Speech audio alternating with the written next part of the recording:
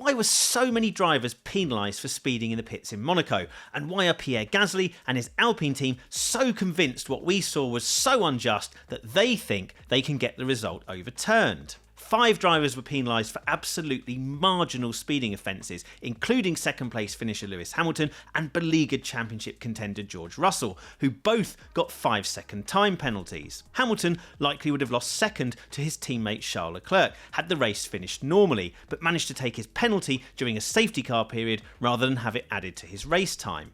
Once Leclerc crashed out at the final corner, Gasly found himself in position to inherit a podium finish for Alpine, but he got 10 seconds worth of penalties of his own after twice falling foul of the FIA's pit lane speed limit, the second time while passing through the pit lane behind the safety car because of Lance Stroll's broken Aston Martin blocking the track.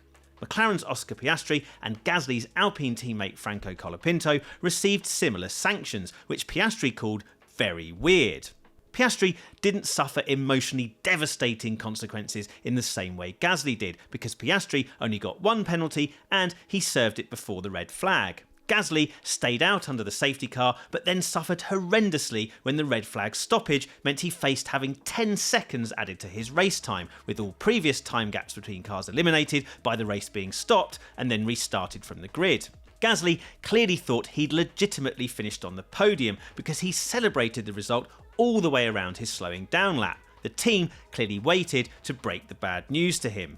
When he did finally learn of his fate, Gasly was furious, feeling heartbroken at having what he called a lifelong dream of a Monaco podium taken away. He even went as far as saying he felt robbed by the officials. These are incredibly strong words for Gasly to use, beyond the usual frustrated but I have to take it on the chin sort of rhetoric you'd normally expect in a situation like this. Pit lane speeding penalties are not normally controversial in F1. It's a factual judgment with no bias. You're either the right side of the limit or you're over it. No questions asked. But on this occasion, the frequency of marginal offences was so high and so abnormal that Gasly's team wants to plead its case to the FIA, so adamant are they their driver did nothing wrong.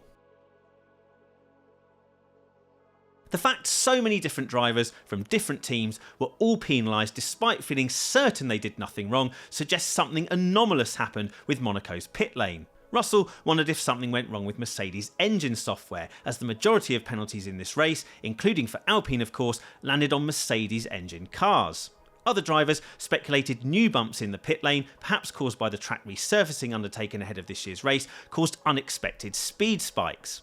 Gasly insisted he pressed his car's speed limiter way before the pit entry line, calling it the most simple setting you can put in a Formula 1 car. The speed of a car in the pit lane in F1 is calculated on averages, using electronic timing loops and FIA transponders, rather than a camera or a gun.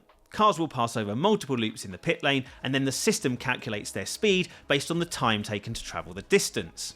Williams driver Alex Albon was warned late in the race that several drivers were getting penalties, and it was related to cutting the line around the Cadillac area.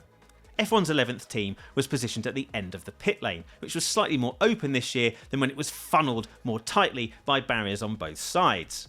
This seems to have invited drivers to cut the white line that denotes the fast lane, which can be done at both ends of the pits in Monaco. It is allowed from a regulatory perspective, but can create an unusual problem, and so drivers were effectively being penalised for the line they took through the pits rather than the speed at which they entered it, drove through it, or how aggressively or not they tried to attack that entry. We'll get back to that in just a moment, but first a word from today's sponsor, Sentry. Sentry helps you find, fix and ship faster than you can say, looks good to me. Monitor any application to surface crashes and slowdowns with tools like distributed tracing, logs and session replay. Plus with SIA, Sentry's AI debugging agent, you can find the root cause faster using real production context, and even predict what might break next. Catch problems before your users do. Quick bugging. Go to sentry.io and try it free. As the fast lane in the pits is used to calculate the pit lane distance, even a marginally too aggressive cut of the line would effectively shorten it. So a car travelling at exactly 60 km an hour would complete the distance slightly too quickly for how it should be measured, and be very fractionally over the speed limit. hence the tiny margins seen in practice where all penalised drivers bar Colapinto were less than 1 km an hour over the limit. We understand this was discussed between teams and the FIA during the weekend, and some drivers were even warned before the race to be careful of their positioning down the pit lane. When Hamilton says he took the line which is the same line we've all taken for years, this would tend to suggest several drivers, including him, failed to sufficiently adjust for the differences present this year, even though they insist, as Hamilton did too, they were never actually running over the speed limit even for a moment. The penalised offences in the race were incredibly marginal. Piastri said he took care both with the precise moment he activated his McLaren's pit lane speed limiter and also the line he took through the pit lane, so cannot understand how he was penalised, even taking account of the peculiarities of this year's Monaco setup and the specific way the FIA measures things. In the end, Piastri's race result was unaffected, as was Hamilton's. Russell would likely have been okay too, except for Mercedes' failure to serve the 5-second time penalty when stacking Russell in the pits behind race winner Kimi Antonelli during the safety car period.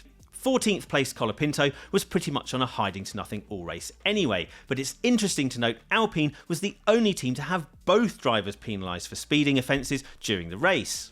The team has requested the dreaded right of review from the FIA, whereby a hearing will be held, probably at the next race in Barcelona, and Alpine might have the chance to present new evidence to the FIA stewards and argue their case. Alpine believes it possesses data that proves neither of its cars were speeding at any point down the pit lane, contrary to whatever the FIA systems might have detected.